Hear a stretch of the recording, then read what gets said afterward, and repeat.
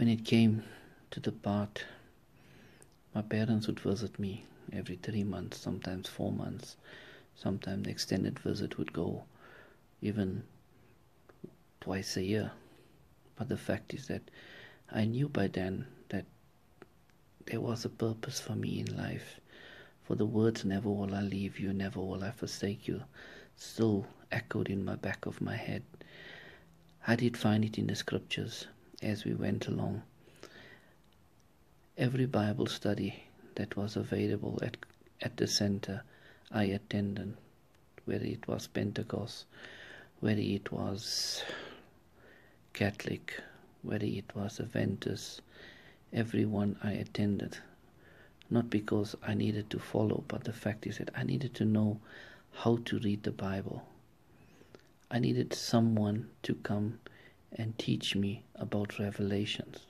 I understood some of the parts of the Bible, the Gospel of Matthew, the Gospel of John, the Gospel of Luke. I particularly got fond of the Gospel of John a lot because I believed a lot. It taught me about trust and belief. But I still needed someone to teach me about Revelations. For Revelations was something that was quite difficult. But while in prison, these words, never will I leave you, never will I forsake you, the Lord is my helper, started to grow upon me. It became words of strength to me. It became words of encouragement to me. For I knew that I needed to get involved. The social worker one day came to us and said, when you look in the mirror, always remember, when you see a change in yourself, when you look in the mirror, then you know that you are going in the right direction. But if you don't see change, it's never going to happen. And as my first year continued, that's when I met Pastor Freddie. I remember one day him coming in and he says, please, I am not the pastor. My name is Freddie. And that's okay, Freddie, but with prisoners, it was everyone who came and gave us the word was always a pastor. And as I was sitting with him, I remember him coming there, and he sat with us, and he came and introduced himself to us. And the day before that, and 2 days before, I prayed to the Lord. I said, Jesus, please, I'm beginning to understand the Bible. I'm beginning to understand the words. I'm beginning to get to know things. But there's certain things that I don't understand, like Revelations. What's it all about? Please, maybe there's somebody in prison or someone who knows something about Revelations, And just then, as he introduced himself, he said, my name is Freddie, and I am here to teach you about Revelation. It was like, wow, Jesus, you really work fast. And a smile and a glow came upon myself as finally I have someone who can teach me Revelations. Just then also, the week after that Freddie came to see us, I had a visit from the missionaries. The same people who introduced me to Jesus many years ago, but I didn't accept him. They came to visit me. It was 3 of them. I was so ashamed that in my heart I didn't want to actually go and see them. But my name was called over the speaker and I had to go and see them. Somehow the Lord gave me the strength to sit and see that they forgave me for what I have done. Tears rolled down my eyes because I lied a lot to them. Especially when they left. I guess I went into a little corner and cried because for so much prayers they did for me and all the lies I gave to them.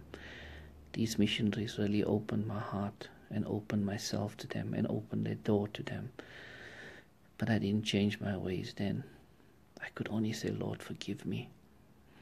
Lord, help them forgive me. But as the years went by, I got to know Freddie a little more, and then I also got to know Revelations a little better. But then the words, never will I forsake you, grown onto me.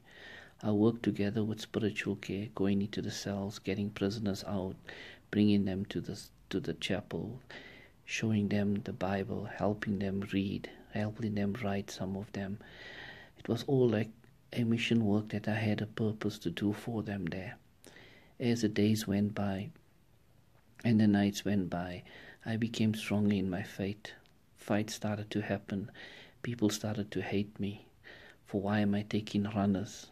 Runners are people who pass along drugs, so they would take the drugs and they would run from one cell to try to sell it for a packet of cigarettes or even money, whatever they could do. But I would stop them and say, please come to let me show you something. And the gangsters used to get cross, why am I doing that? Even one time they caught me in the bathroom. I thought my life was ended there, but it didn't end there. I just know I had to do something, and I had to follow this purpose that Jesus had in store for me.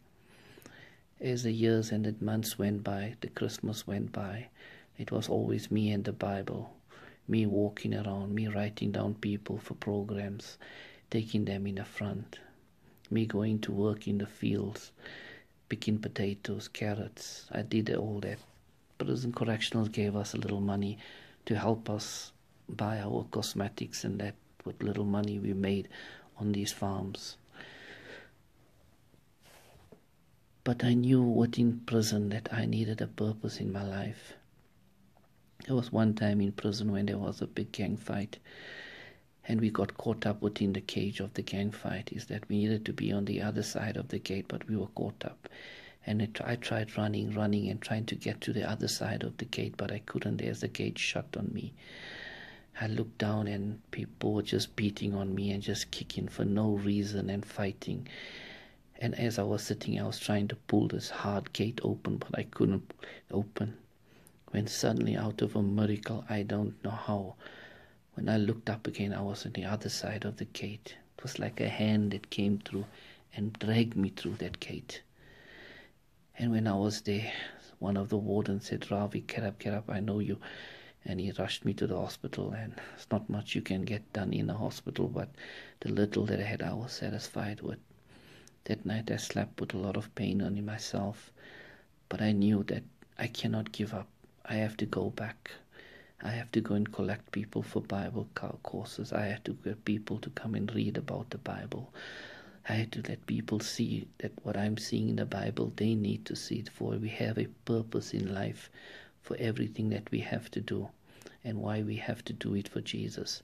But the fact is that I knew that I had a purpose in prison, and that was my purpose.